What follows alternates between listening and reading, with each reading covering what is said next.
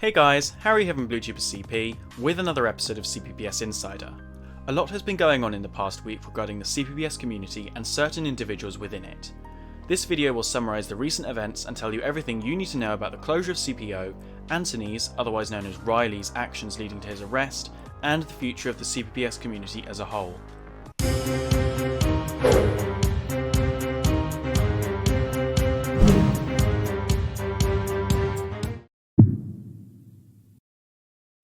On April the 4th, now YouTuber and ex-CPO moderator Joey Hughes posted the first of a series of videos finally exposing the truth behind Anthony, the so-called owner of the community's largest CPPS, Club Penguin Online. I'm not going to explain everything he said, as there are a fair few videos now containing over an hour of content, but the general gist of it is that Anthony, a 20-year-old man whose real name is Aliori Adebole, is a child predator, and on multiple occasions he would offer young individuals admin perms on CPO in return for nudes. That's not all. Anthony lives in the UK, and multiple times he actually flew himself out to the US to go and meet up with these young girls that he met online. He ran adverts on CPO, which in itself is illegal as he's making revenue off Disney Interactive's copyrighted material. But the main point to bring up here is that the money from the AdSense would literally fund his trips out to America to go and meet up with underage girls. In addition to this, he would also make many people's lives misery, especially those who turned against him. He would hire hackers, get people to dox people he didn't like, swatted them, spam them with phone calls, all sorts of things that are not nice.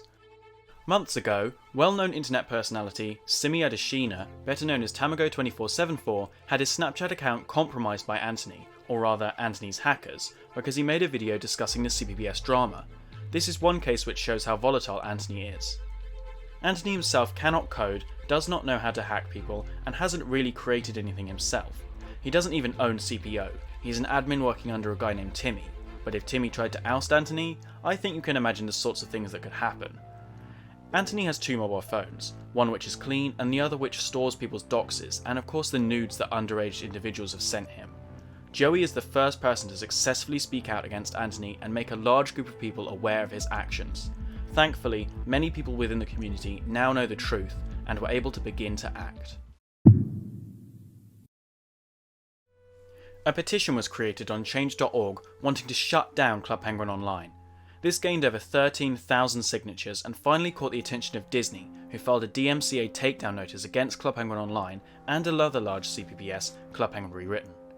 Club Penguin Online was later forcefully taken down by Disney, regardless of the notice. Anthony has recently been taken into custody by the Metropolitan Police and has been released on bail. A trial most likely awaits. Even the BBC, a major television and media company in the UK, caught wind of this and published a report on the situation. Tamago was interviewed in this report, and he brought up a good point. He said, "These private server games are being run by people who aren't really in a position or qualified to do so. It's all well and good to have a community that you've built, but when you get to a certain size, there's a point where you have to employ a degree of professionalism. If you now go to the CPO domain, it does not lead anywhere, and the page cannot be loaded." Back in the day, when Disney found private servers, they would throw everything at them to try to get them taken down. They succeeded in closing many private servers.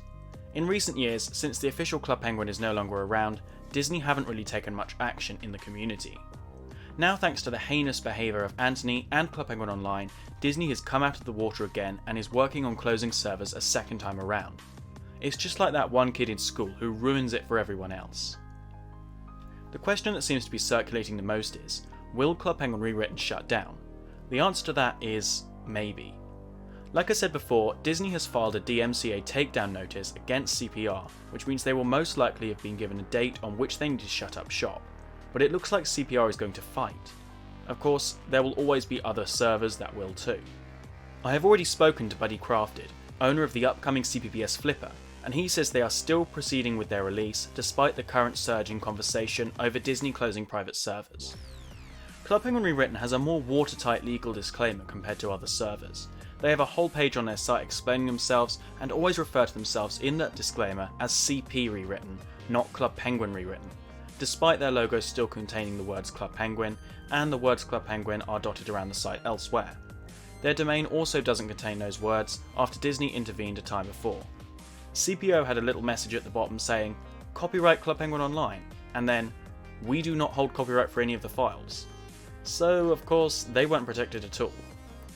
So whilst CPR's legal disclaimer is better than others, it still doesn't fully protect them, and they are still using files that have been copyrighted by Disney. But what does Disney actually own the copyright to in regards to the Club Penguin brand? After a quick search of the United States Patent and Trademark Office, you can see that there are 8 different records for the Club Penguin name, and only 2 of those are still active. Disney has abandoned the rights to furniture and interior decor items, blankets and textiles, jewellery, articles made of leather, and also audio and visual recordings. What they have kept is the rights for the playing cards and toys, as well as entertainment services, namely those providing online computer games. So whilst they have relinquished rights for many of these articles, they have held on to the records for the entertainment services, which means they can still take down CPPSs. What's interesting is they have abandoned the record for the use of the logo on posters, stickers, clothing and playing cards, and for toys and entertainment services. But then, the logo still contains the words Club Penguin, so if you use the logo on any toys or entertainment services, Disney can still come after you because the name is still owned by Disney for those uses. Hopefully that gives you guys a bit of a background on what Disney still own the rights to and how CPR are trying to protect themselves with their disclaimer. Of course, the DMCA notice is still active, but the admins of Club Penguin Rewritten seem to be pretty firm that the game isn't going anywhere anytime soon.